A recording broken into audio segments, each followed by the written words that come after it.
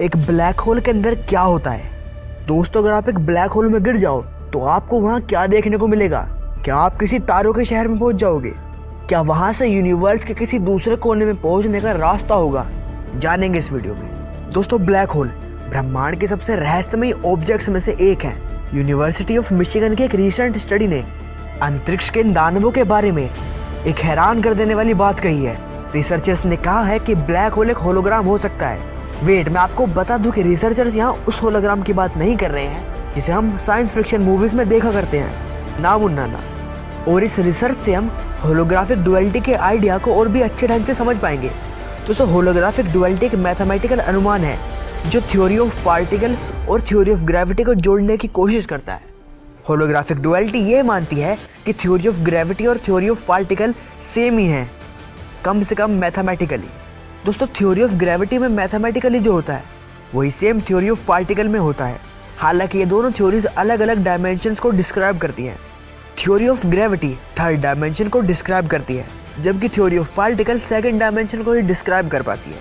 Researchers को ये उम्मीद है कि इस आइडिया को स्टडी करके उन्हें ये समझने में मदद मिलेगी कि ब्लैक होल के अंदर क्या हो सकता है। एनरिको रिनाल्डी, जो कि यूनिवर्सिटी ऑफ मिशिगन में एक रिसर्च साइंटिस्ट है, उन्होंने अपने एक हैरान कर देने वाली स्टडी में दो थ्योरीज पर फोकस किया है, आइंस्टाइन की जनरल थ्योरी ऑफ रिलेटिविटी और थ्योरी ऑफ पार्टिकल। उनके अनुसार इन दोनों थ्योरीज के जरिए ये बताया जा सकता है कि ब्लैक होल के अंदर क्या है। हालांकि ब्लैक होल के बारे में कम इन्फॉर्मेशन होने की वजह से वो अभी पक्के तौर पर नहीं कह रहे हैं कि ब्लैक होल के अंदर क्या हो सकता है। दोस्तों, ब्लैक होल की इस गुत्थे को सुलझाने के लिए हमें समय में थोड़ा पीछे जाना होगा। साल 1935 में एल्बर्ट आइंस्टाइन ने इजरायली फिजिसिस्ट नाथन रोजन के साथ मिलकर आइंस्टाइन रोजन ब्रिज का कॉन्सेप्ट दिया था।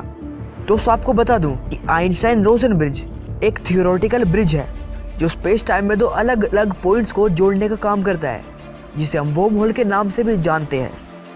तो क्या ब्लैक होल असल में एक वर्म होल हो सकता है जो हमें यूनिवर्स के किसी दूसरे कोने में ले जाता हो? लेकिन दोस्तों, हमारे यूनिवर्स में अभी तक ऐसा कोई भी ऑब्जेक्ट खोजा नहीं गया है जो इवॉल्व होकर वर्म होल बन सके। मतलब वर्म होल जैसी बातें अभी तक तो सिर्फ साइंस फिक्शन मूवीज का हिस्सा हैं। दोस्तों, जैसा कि हम जानते हैं कि जब एक न्यूट्रॉन स्टार मरता है तो वो ग्रेविटी के कारण अपने ही कोर में एक बहुत ही छोटे से पॉइंट पर कोलैप्स हो जाता है, जिससे उस जगह पर स्पेस टाइम फैब्रिक में बहुत ही बड़ा कर्व बन जाता है। दोस्तों, हमारी अब तक की स्टडीज कहती हैं कि ब्लैक होल के सेंटर में सिंगुलैरिटी हो सकती है। दोस्तों, सिंगुलैरिटी एक इनफाइनाइटली डेंस पॉइंट है जहाँ इनफाइनाइट ग्रेविटी होती है। ये पॉइंट इतना ज्यादा डेंस है कि यहाँ पर समय भी रुक जाता है। इस पॉइंट पर आकर समय का अस्तित्व भी खत्म हो जाता है। पर दोस्तों, क्वांटम थ्योरी सिंगुलैरिटी की बात को नकारती है, क्योंकि जैसा कि हम जानते हैं ब्लैक होल अपने अंदर निकले हुए मैटर को रेडिएशन की फॉर्म में बाहर फेंकता है और एक टाइम आने पर ब्लैक होल खुद भी इवोपरेट होकर खत्म हो जाता है। तो जो इन्फॉर्मेशन ब्लैक होल के अंदर गई थी वो कहाँ गई? क्योंकि क्वांटम थ्योरी के अकॉर्डिंग यूनिवर्स में किसी भी इन्फॉर्मेशन को डिस्ट्रॉय नहीं किया जा सकता और रेडिएशन में तो कोई भी इन्फॉर्मेशन होती ही नहीं है। साल 2013 में जॉर्जी पुलिन और रोडोल्फो गैम्बनी नाम के दो फिजिसिस्ट ने ब्लैक होल पर लूप क्वांटम ग्रेविटी को अप्लाई करते हुए ये कहा कि ब्लैक होल के सेंटर में ग्रेविटी बहुत स्ट्रॉन्ग जरूर होती है, पर वो कांस्टेंट नहीं होती। क्या मतलब? इसका मतलब है कि समय समय पर इसकी ग्रेविटी कमजोर होती है और ये अपने अंदर निकले हुए मैटर को यूनिवर्स के किसी दूसरे कोने में उगल देता है। यानी कि एक ब्लैक होल यूनिवर्स के किसी दूसरे कोने में मौजूद ब्लैक होल के लिए व्हाइट होल का काम करता है।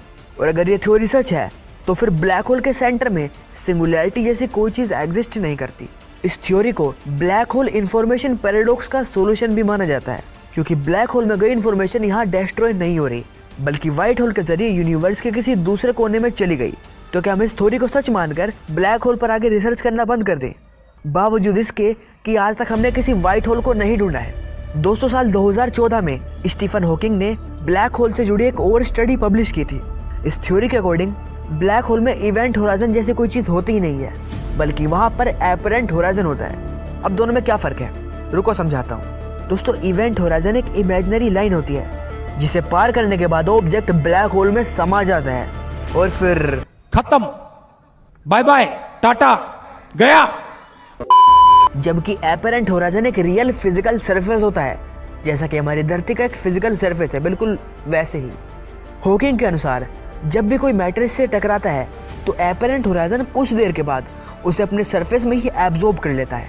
हालांकि हॉकिंग की इस थ्योरी को अभी तक प्रूफ नहीं किया गया है, पर अगर ये थ्योरी प्रूफ हो जाती है तो ये भी ब्लैक होल के सेंटर में सिंगुलैरिटी होने की बात को नकार देगी। हालांकि स्टीफन हॉकिंग तो एक बार ब्लैक होल की एग्जिस्टेंस पर ही सवाल उठा चुके हैं और उसे महज ग्रेविटी का एक मेटास्टेबल बाउंस स्टेट कह चुके हैं। ब्लैक होल के अंदर क्या है और उसके अंदर गए मैटर के साथ क्या होता है, इसका एक्यूरेट जवाब तो अभी तक किसी के भी पास नहीं है। दोस्तों, आपको क्या लगता है ब्लैक होल के अंदर क्या हो सकता है? क्या वो किसी दूसरे यूनिवर्स में जाने का रास्ता है या फिर ब्लैक होल के अंदर एक और यूनिवर्स एग्जिस्ट करता है? आप हमें कमेंट में बताओ। अब दोस्तों, आपसे एक सवाल पूछना चाहूँगा। मैं नहीं बताऊंगा कि जब ब्लैक होल लाइट के पार्टिकल्स को ही अपने अंदर से निकलने नहीं देता तो साइंटिस्ट ने ब्लैक होल को कैसे ढूंढा होगा? क्योंकि हम जानते हैं कि किसी भी ऑब्जेक्ट को देखने के लिए उस ऑब्जेक्ट से लाइट टकराकर हमारी आंखों तक आनी चाहिए, तभी तो हम उसे देख पाएंगे। पर यहाँ तो ऐसा कुछ है ही नहीं। अगर आपके पास इसका जवाब है तो हमें कमेंट में बताओ। बाकी इसका जवाब जानने के लिए लेफ्ट वाली वीडियो पर क्लिक करो।